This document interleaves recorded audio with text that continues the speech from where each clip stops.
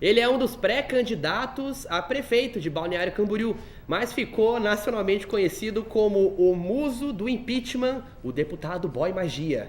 Hoje no Cafezinho 2 eu vou conversar com o Fabrício de Oliveira. Tá começando o programa agora.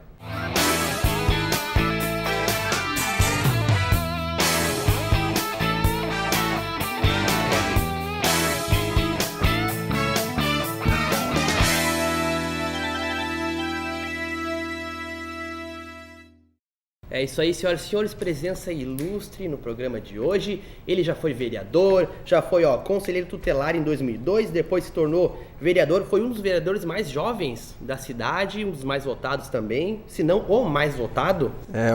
Fui o mais jovem em 2004 da história da cidade, depois fui o mais votado da história da cidade em 2008. Aí você também foi presidente da Junta Comercial de Santa Catarina e candidato a deputado, enfim, bom... mas não tem como não falar disso. Você já deve estar cansado, né, de responder isso. Eu imagino que as pessoas encheram muito o teu saco, devem encher até agora. Na votação, aquele domingo fatídico, eu acordei de ressaca e liguei a televisão e lá estava você, perto do microfone dos deputados, da votação do impeachment da Câmara e... a minha mãe falou, é o Fabrício? Daí eu falei, mãe, é o Fabrício. Daí, mas daqui a pouco ele vai sair daí, né? Não saía. Você não saía. Aí você ficou. Aí eu trocava lá, assistia a Eliana, né? Aí voltava pra Globo, você tava lá. E daí você foi ficando. Pô, meu Deus, ele não vai sair daí nunca? E, bom, mas daí você não ficou até o final, né? Pai, eu fiquei até a metade, na verdade. Você não aguentou, de certo? Não é que quando na verdade, estava eu e mais um deputado que também era suplente, estava ao meu lado. Eu estava ali porque ficava do lado da bancada do meu partido, eu só me virei o corpo e me posicionei ali. E depois, quando eu liguei o telefone, eu vi aqueles memes lá na internet, daí eu peguei e fiquei assustado de sair na hora. Mas eu não fiquei... Mas você ficou umas 3 horas ali, né? Acho 3, que 4 horas ficou, foi. mas não fiquei até a metade, não deu bem a metade, porque tinha 500, eu fiquei até o voto 240, 250, mais ou menos. Aí quando eu vi que estava tendo essa repercussão toda, eu peguei e mandei dali. Gente, é melhor sair. Eu não tinha noção, porque eu olhava a câmera, ela estava, a câmera das televisões estavam atrás. Uhum. Eu não sabia que estava sendo transmitido pela TV Câmara, então eu não tinha noção do que estava acontecendo. Eu não sabia que você estava ao vivo Globo, eu não sabia, eu não tinha noção. Quando eu olhei, aí eu peguei e fui embora. Fiquei assustado e fui embora. Mas daí você recebeu o que naquele momento no Rapaz, celular? Gente, Fabrício, tá todo mundo falando a primeira coisa que eu liguei 3.800 WhatsApp. Falei, meu Deus, a coisa está errada, né? Quem que vai mandar tanto WhatsApp desse jeito? Aí quando eu comecei a olhar, a primeira foto que eu vejo aqui, ó, se o McFly está por aí é porque tem porcaria no futuro. Aí eu olhei e falei, meu Deus, o que está acontecendo? Eu falei, não era isso. Peguei e fui embora. Mas muita gente te elogiando. Falando que você é deputado bonito. Não, tudo bem, mas é que na hora que você está ali, você não tem noção. Eu vi aquilo ali, eu não sabia, de qualquer forma, qual era a repercussão. Uhum. Quando eu vi ali, eu comecei a ver que as pessoas, principalmente as pessoas da oposição ou que são meus, né, opositores no pleito eleitoral, estavam ali descendo a lenha, né? Mas depois chegou as meninas, principalmente, e aí os jovens começaram a defender e tal, e ficou porque, né, eu fui ali acompanhar a votação. Como cidadão, eu tinha assumido como deputado durante o ano de 2015. Eu fiquei esperando a hora de você votar, mas você não ia votar? Não, eu não ia votar. Eu fui lá a convite da bancada, levei o sentimento de Santa Catarina, Balneário Camboriú, para a bancada de deputados sobre o posicionamento do impeachment. Fui convidado a estar no plenário, até como deputado que assumi, eu tenho condições de ficar no plenário. Fiquei no plenário, estava do lado conversando com os deputados quando o presidente anunciou, agora vai começar a votação. Eu virei e me posicionei ao lado, porque eu já estava ali.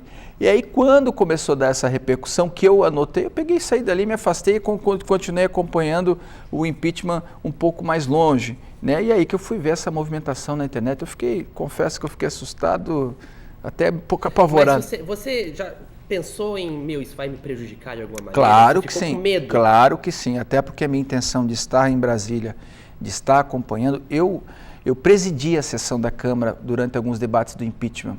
Eu fui membro de comissão da CPI do BNDES, eu acompanhei a CPI da Lava Jato, eu acompanhei todo o processo de começo do impeachment dela. Então, não é nada mais justo do que eu também estar no momento que estaria sendo decidido isso na Câmara. E eu tenho acesso ao plenário como deputado, que quando fui deputado, enfim, isso me dá acesso ao plenário, então eu queria estar naquele momento ali. Né? Agora, quando aconteceu essa situação, eu pensei sim, porque a finalidade não era aparecer, me mostrar, não era isso. A finalidade era estar num momento importante do país, levando o sentimento sim de Santa Catarina, da minha cidade, ainda que não pudesse ter voto, mas eu fui sim, também junto com aqueles deputados, começamos todo o processo de discussão, de entrada do processo de impeachment, as pedaladas fiscais, tudo isso eu acompanhei e sabia muito bem da matéria. Né? Então, eu acompanhei o processo de perto mesmo. De perto, literalmente perto. Né? Mas você ganhou muitos seguidores, principalmente no Instagram, e eu imagino que deve ter rolado um assédio aí por causa disso tudo. Você ficou conhecido como o deputado Boy Magia, né? Isso é bom, né? Ou bom. Não? É bom. Você gosta desse carinho? Não vou mentir, né? Não tem como, mas claro que tudo isso é bacana. Eu tenho agora vários, né? Recebo muitas mensagens. Convites para sair. Eu recebi, meu telefone estava num site, eu recebi mensagem do Brasil inteiro, assim, vídeos, muitos vídeos eu recebi. Eita, nudes. Também. Muitos vídeos. Mas gente, parem de mandar nudes para o deputado, gente. Puta, é o deputado. Mas a finalidade disso, né? Eu não tiro o foco da seriedade do momento. Da tristeza do momento, né? Eu fui favorável ao impeachment, trabalhei por ele também, mas não tem como você não ficar triste do Brasil estar passando por um momento como está. E isso, né, embora tenha tido todas essas brincadeiras e tal, e a gente leva isso com muito carinho, mas não tem como não tirar a seriedade do momento. Porque Muita gente, Fabrício, pensou que isso que você fez foi uma estratégia política. Não foi, então. Estratégia de aparecer na televisão? Não. Até porque você já estavam falando que você ia sair como candidato à prefeitura. Não, eu não fui para Brasília para... Mas esse boato, não foi. Todo mundo falou, é óbvio que ele só para aparecer e para sair na frente. Não foi isso. Não teve essa conotação, nem esse desejo meu de fazer isso. O meu desejo era estar lá acompanhando o processo, e processo que eu também colaborei no começo dele, e também acompanhando o momento histórico do país. Quando eu estive, por uma série de circunstâncias, eu estava ali do lado, e claro que, né, eu saberia também que um momento ou outro poderia aparecer. Evidentemente, você estava do lado dos caras que estavam votando, e todo aquele momento, mas não me posicionei ali, foi uma questão de sorte, porque depois que eu vi aquilo, eu saí e fui para o outro lado, fiquei tão perto quanto eu estava, só que do outro lado e ninguém me viu. Eu não tinha como saber isso, né, que estava ali colado na câmera. Quem que te deu o apelido de papagaio de pirata? Foi o Diarinho? Foi o Chaveiro de lá, papagaio de pirata, veio, acho que foi do Taz lá do CQC. O Marcelo Taz. Do Taz do CQC. Que honra, né? E o Jô Soares também falou isso aí. Também falou? O deputado Fabrício Oliveira, conhecido como papagaio de pirata. Aliás, o meme mais engraçado que fizeram teu foi o que te compararam ao cara lá De Volta para o Futuro. E eu nunca tinha reparado mesmo, já te conhecia antes e ficou muito engraçado.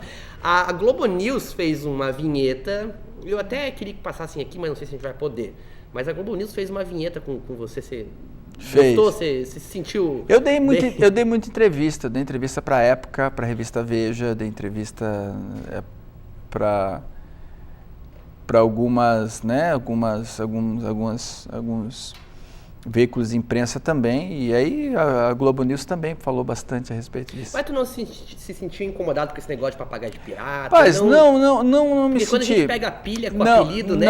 Não me senti incomodado, até porque fez parte de uma brincadeira.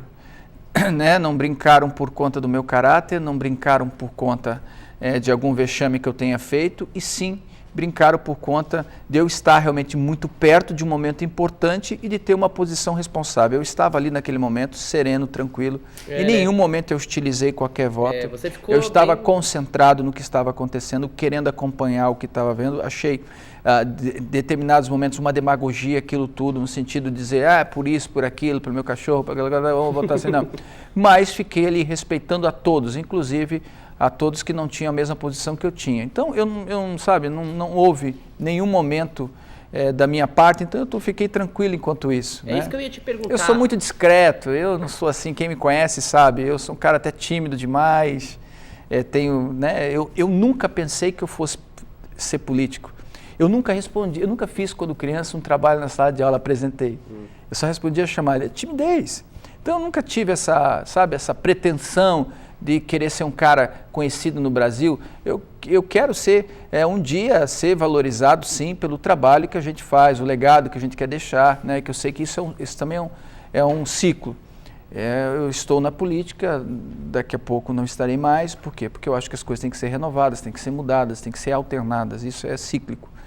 Mas isso eu quero ser conhecido por isso. Aliás, você é um dos caras que defende a reforma política. Muito. Inclusive, quando eu entrei no partido que eu estou, eu fui até a casa de Eduardo Campos, então era governador e pré-candidato à presidência da República. Eu apertei a mão dele por conta de algumas reformas que eu achei importantes para o Brasil. Eu fui o deputado, em 2015, que mais apresentou projeto de lei em um determinado período. Eu fiquei 4 meses, foi o que mais apresentou. Eu nunca propus um projeto de lei que não tivesse uma relevância de mudar o sistema. Eu propus alteração do Código Penal, propus alteração da Constituição, todas as medidas que pudessem reformar ou mudar o sistema que aí está. Não se muda o Brasil se a gente não mudar as práticas. Tu pode renovar lá e colocar todos os deputados novos, novo presidente da República. Principalmente as práticas de corrupção, senhor. Mas as práticas de corrupção, elas são resultados de um sistema poluído, de um sistema promíscuo, de um sistema que dá condições para que isso aconteça. Então, por exemplo, eu peguei em um determinado... Toda semana eu fazia um projeto de lei. Toda semana eu propunha um projeto e apresentava no plenário. Eu fiz lá um pacote contra a corrupção. Criando um fundo de combate à corrupção que 10% daquilo que era recuperado da lavagem de dinheiro, da corrupção ativa, passiva, que fosse reinvestido nas instituições que combatem o crime. Polícia Federal foi o exemplo que eu dei. Precisa ser aparelhada, precisa ser valorizada, precisa ser capacitado, atualizado, investido em tecnologia. E isso sim começa a mudar o sistema, porque você dá força para as instituições que combatem a corrupção. Aumentando a pena para políticos que cometam crime na área da educação, na área da segurança pública, na área da saúde, alterando a Constituição. Por exemplo, eu cheguei lá, a primeira votação que eu participei foi votando as contas do presidente Collor, do presidente Itamar, do presidente Fernando Henrique. Eu falei, isso é um absurdo, até porque o Itamar já não vive mais. Como é que você vai responsabilizar esses presidentes depois de 20 anos, 25 anos de término do seu mandato? Como é que tu vai responsabilizar eles? Então eu fiz uma emenda à Constituição, consegui 200 votos de deputado, 200 assinaturas, para propor um projeto de lei que dissesse que não, agora as contas dos presidentes da República será avaliada pelo Congresso 40 dias após o término do ano legislativo. Quer dizer, 40 dias acabou, tu tem que analisar as contas. Não, porque senão fica sendo com manobra política. As pedaladas, se os outros presidentes cometeram pedaladas fiscais, então eles têm que ser responsabilizados no ano após a saída dele, 40 dias após, o Congresso tem que analisar isso aí. Não podemos ficar nessa bagunça que estava. Porque de bagunça já tá demais. O Brasil tá cheio. Vou pedir pra você segurar aí, porque a gente precisa fazer um intervalinho. Hoje eu estou conversando com o Fabrício Oliveira. Ele é um dos pré-candidatos à Prefeitura de Balneário Camboriú. Daqui a pouco a gente volta. Você não saia daí.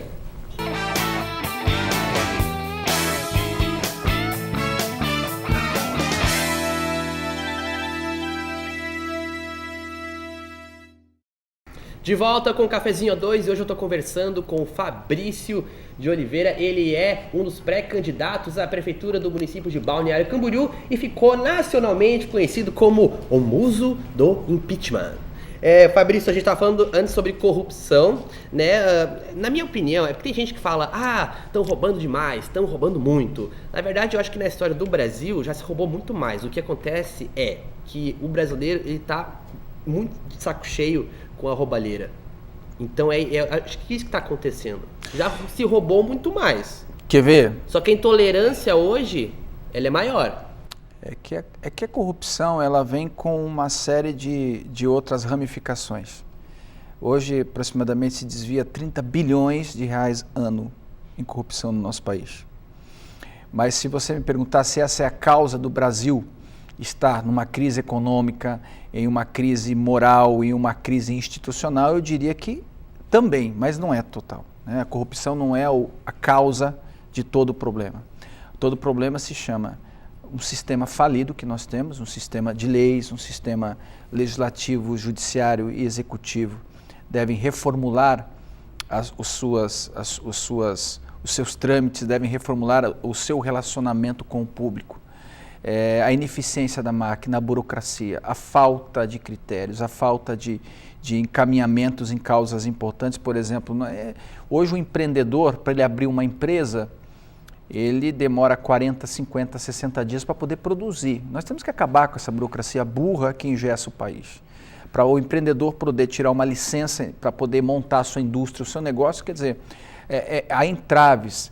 O Brasil não consegue avançar por conta de uma reforma, precisa de uma reforma tributária.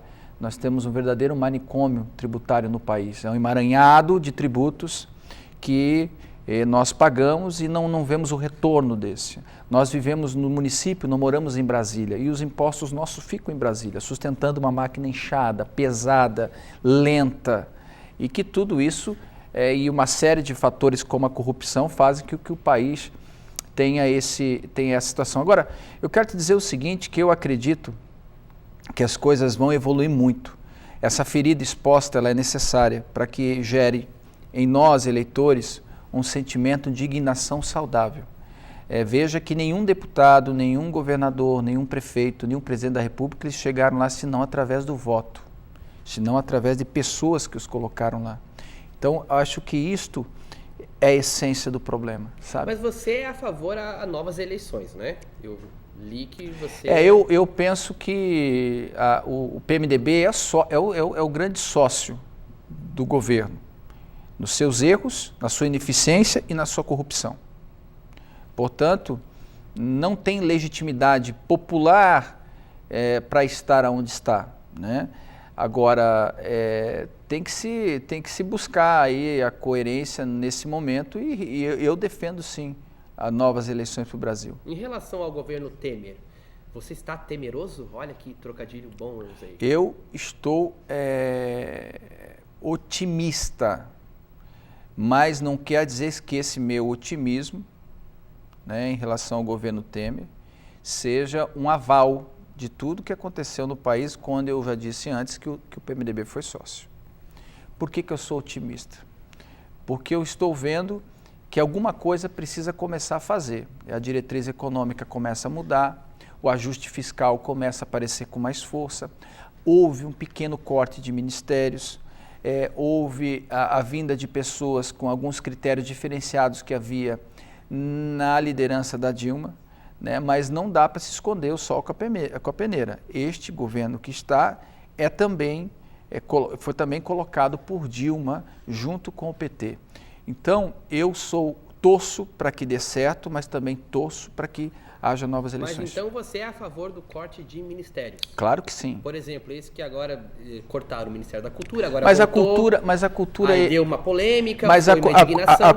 A cultura eu acho um erro cortar, porque a cultura e a educação elas andam muito próximas, né? A cultura ela alimenta a educação também, e a educação também alimenta a cultura, mas tem que ter prioridades.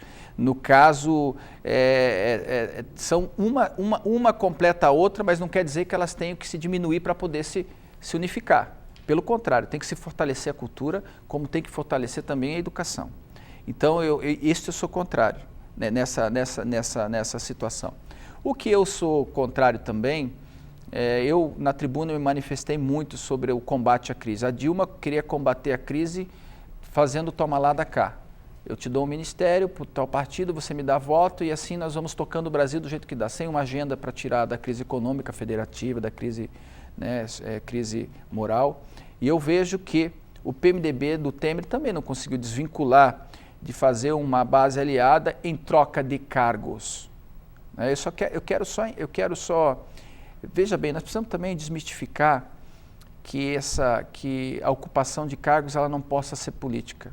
Eu acho que ela possa ser política, mas ela tem que vir com critérios técnicos e de experiência e de metas a serem alcançadas, né? Por isso que eu defendo reformas urgentes no país.